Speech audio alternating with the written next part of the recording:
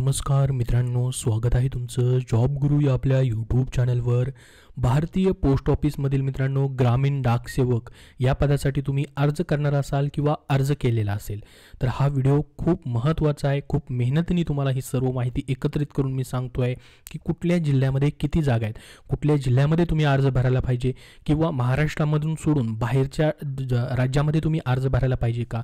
तुम्हाला 60% आहेत, 65% आहेत, कुणाला 70% आहेत, कुणाला 50% आहेत, 80% आहेत, 90% आहेत, तर नेमकं कुठं अर्ज भरूया। माझं मागच्या वर्षी सिलेक्शन झालं नाही तर यावर्षी माझं सिलेक्शन होईल का, तर कुठं अर्ज भरायला पाहिजे आणि ह्या भरतीसाठी नेमका अर्ज करायला पाहिजे की नाही, का अर्ज करावा, याची नोकरी कशी असते, काय काम असतं, सॅलरी किती असतो, किती तास काम असतं, कशा पद्धतीने काम असतं, ही सर्व माहिती मी तुम्हाला या व्हिडिओमध्ये सांगणार आहे। खूप महत्त्वाचा व्हिडिओ आहे, त्यासाठी या व्हिडिओला एक लाईक नक्की करा।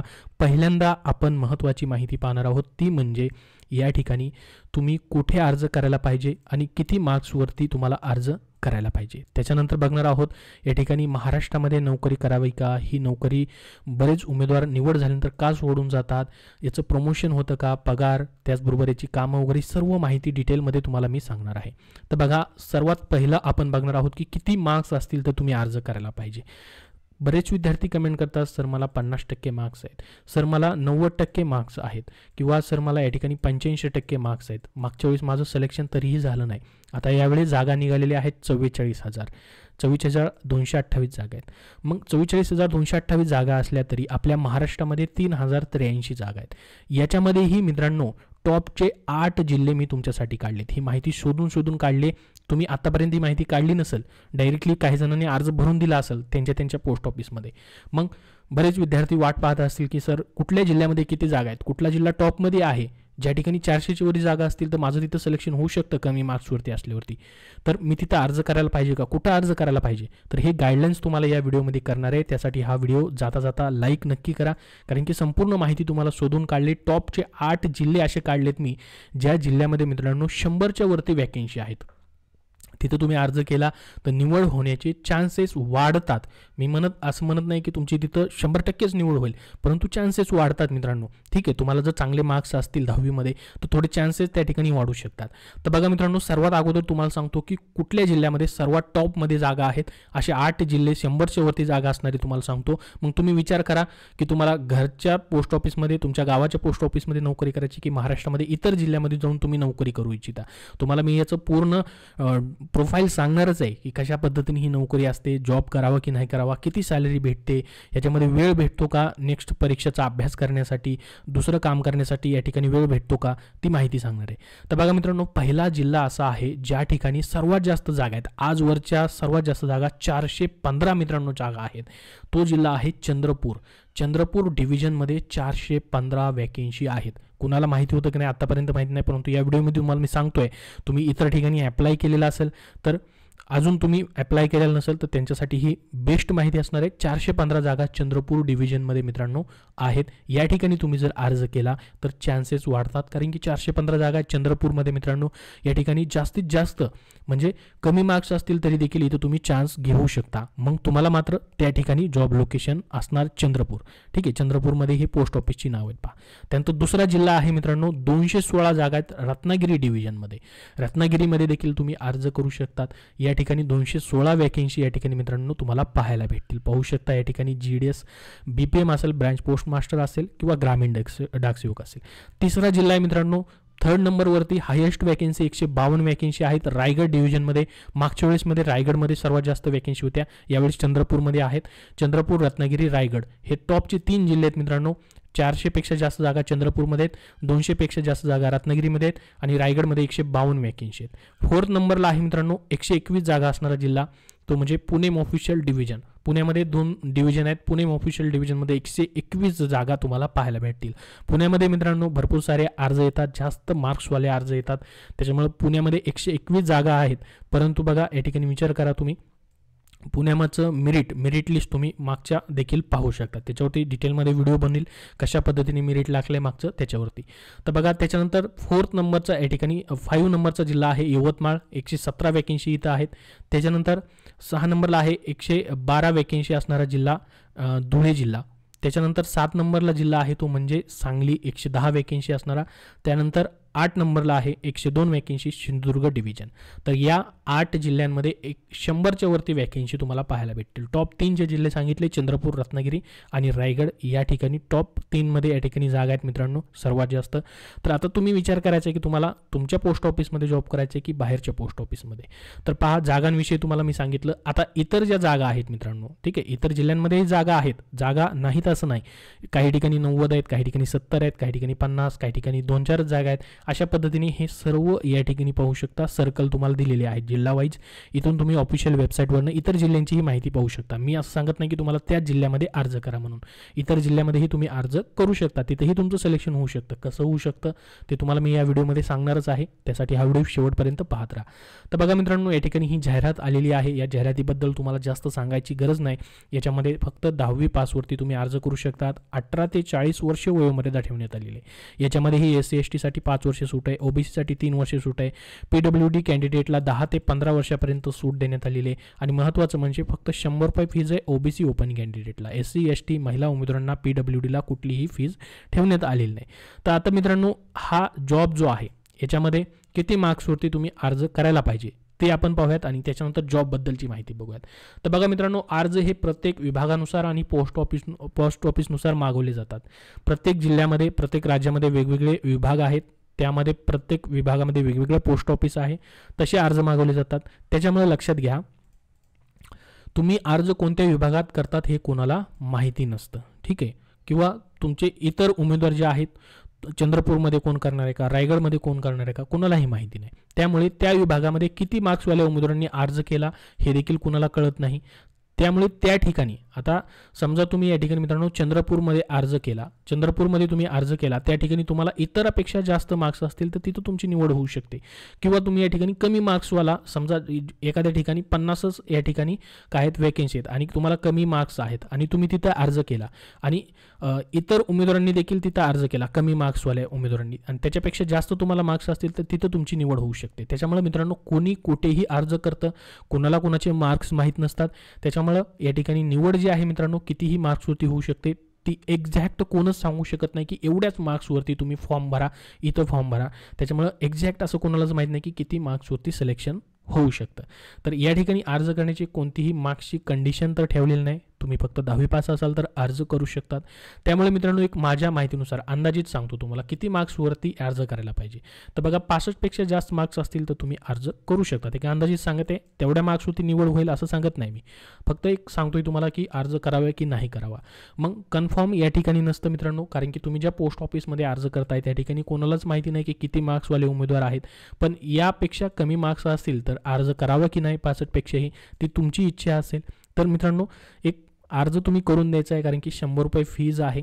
व पॉझिटिव्हली थोडासा विचार करायचा आहे, अर्ज करून द्यायचा आहे. याची परीक्षा नाही आहे, तुम्हाला परीक्षेला कुठं जायचं नाही, याचा अभ्यास करायचा नाही.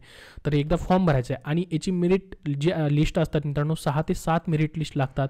एका मेरिट लिस्टमध्ये नाही झालं, दुसऱ्या होऊ शकतं, तिसऱ्या होऊ शकतं, 4थ्या, 5व्या, 6व्या अशा मेरिट लिस्ट लागत राहतात. आणि लवकरात लवकर याचे निकाल जे आहेत लागतात, कारण की 10वीच्या मार्क्सवरती ॲटो जनरेटेड मेरिट लिस्ट ते तयार करायला त्यांना जास्त वेळ लागत नाही. 15 ते 20 दिवसामध्ये लगेच तुमचा रिझल्ट देखील याचा येतो. तर मग कुठे अर्ज करायचा, कोणत्या राज्यात करायचा, महाराष्ट्रामध्ये किती जागा आहेत तुम्हाला मी या ठिकाणी सांगितलंय. इतर राज्यामध्ये देखील तुम्ही अर्ज मित्रांनो करू शकतात. त्या ठिकाणची लँग्वेज तुम्हाला येणं गरजेचं आहे. त्या ठिकाणची लँग्वेज तुमच्या 10वीच्या सब्जेक्टमध्ये पाहिजे. जसं की पहा, मध्य प्रदेशमध्ये 4000 जागा आहेत. त्याच्यानंतर बघू शकता उत्तर प्रदेशमध्ये हिंदी लँग्वेज असते, तिथं 4500 या ठिकाणी वॅकेन्सी आहेत. अशा पद्धतीने वेगवेगळ्या वॅकेन्सी, जवळपास 44,000 वॅकेन्सी निघालेले आहेत. मग तुम्ही म्हणाल की या ठिकाणी मला 70% मार्क्स आहेत, 80%, 90% तरी माझं या ठिकाणी निवड होत नाही, सिलेक्शन होत नाही. त्यासाठी मित्रांनो, फॉर्म भरताना प्रेफरन्स चांगल्या पद्धतीने तुम्हाला द्यायचा आहे. प्रेफरन्स तुम्ही व्यवस्थित भरायचा आहे. तुमचा जिल्हा, त्याचबरोबर पोस्ट ऑफिस व्यवस्थित सिलेक्ट करा. ज्या ठिकाणी जास्त जागा आहेत किंवा कमी जागा आहेत याचा जास्त परिणाम होत नाही, परंतु जास्त जागा आहेत आणि त्या ठिकाणी तुम्हाला थोडेसे चांगले मार्क्स आहेत तर तुम्ही त्या ठिकाणी प्रेफरन्स व्यवस्थित द्या. फॉर्म तिथं नक्की व्यवस्थित भरा. फॉर्म ऑनलाईन कसा भरायचा त्याच्यावरती ऑलरेडी व्हिडिओ बनवलेला आहे. प्रेफरन्स कसा द्यायचा त्याच्यावरती ऑलरेडी व्हिडिओ बनवलेला आहे. तो व्हिडिओ आपल्या चॅनलवरती अवेलेबल आहे किंवा लिंक डिस्क्रिप्शन बॉक्समध्ये पाहायला भेटेल. आणि बघा, आणि ज्या ठिकाणी सर्वात जास्त जागा आहेत त्या ठिकाणी सर्वजण काय करतात, अप्लाय करतात मित्रांनो. मग त्या ठिकाणी काय होतं, सर्वात जास्त अर्ज जे आहेत त्या त्याच ठिकाणी येतात. मग जास्त मार्क्स असणारे उमेदवार देखील त्या ठिकाणी येतात. त्याच्यामुळे तुम्हाला जर थोडेफार कमी मार्क्स असतील इतरांपेक्षा तर मग तिथं तुमची निवड होत नाही.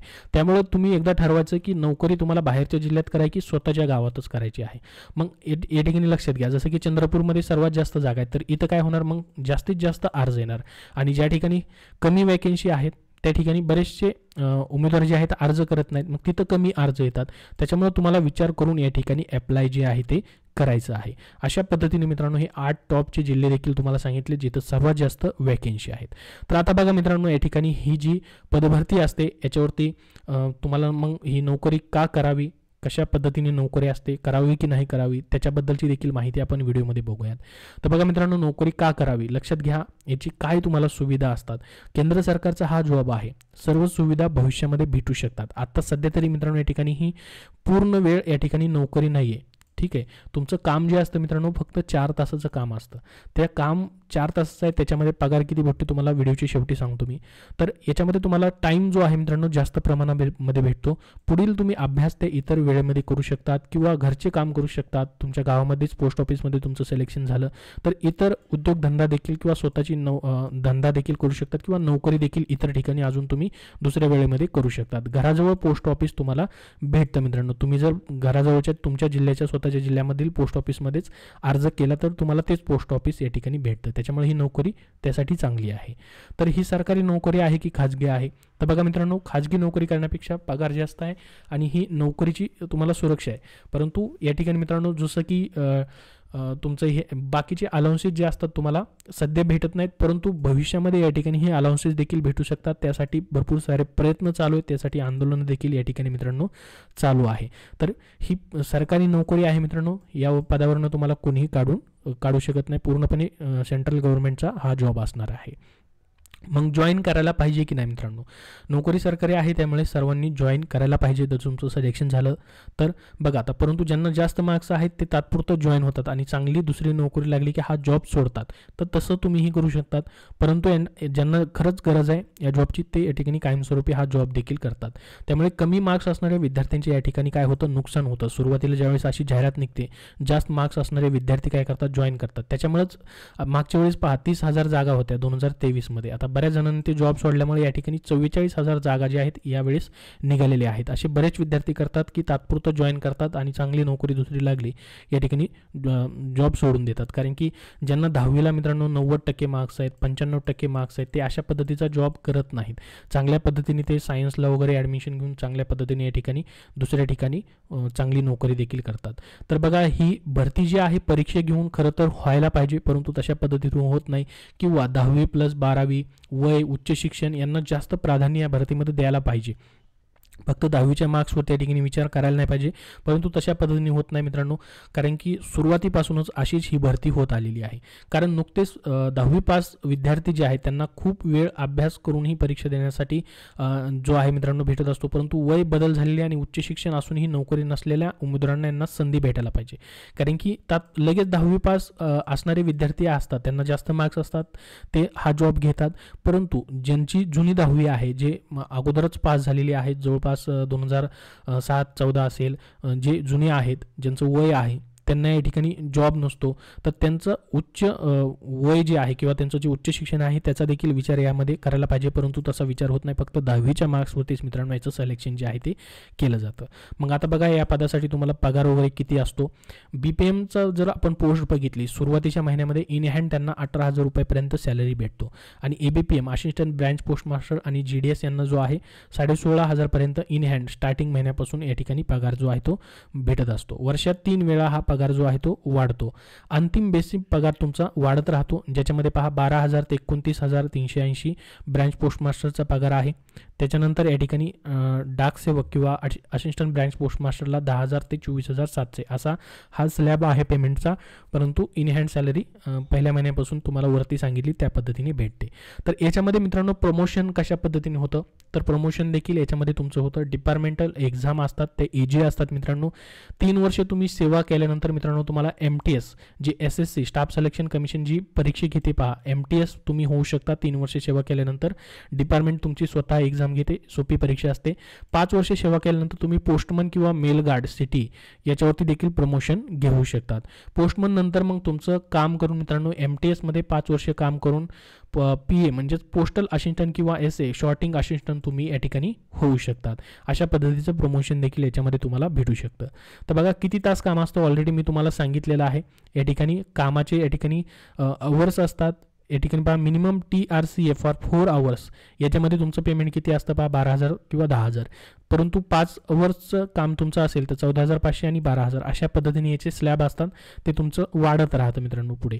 तर ही अशा पद्धतीची मित्रांनो या ठिकाणी पेमेंट आणि प्रमोशन तुमचं असेल. मग याच्यामध्ये नेमकं काम काय असतं, जसं की ब्रँच पोस्ट मास्टर तुम्ही झालात BPM तर इंडियन पोस्ट बँक असेल किंवा मित्रांनो ओव्हरऑल मॅनेजमेंट असेल पोस्ट ऑफिसचं, मेंटेन ऑफ रेकॉर्ड्स असतील किंवा इतर कामं. ब्रँच पोस्ट मास्टरला टीम लीडर म्हणून या ठिकाणी काम करायचं असतं. त्यांना मित्रांनो या ठिकाणी जे पण रिस्पॉन्सिबिलिटी असतात पोस्ट ऑफिस स्मूथली या ठिकाणी फंक्शन करायचं असतं, ती सर्व कामं करावी लागतात. त्यानंतर मित्रांनो कंबाईंड ड्युटी असते. असिस्टंट ब्रँच पोस्ट मास्टर आणि पोस्ट मास्टर यांच्या दोघांची कंबाईंड ड्युटी या ठिकाणी असते. एनी वर्क तुम्हाला दिलं वरनं मित्रांनो IP असेल किंवा ASP किंवा SPOs यांच्याकडून असेल जे पण काम तुम्हाला ते करावं लागतं.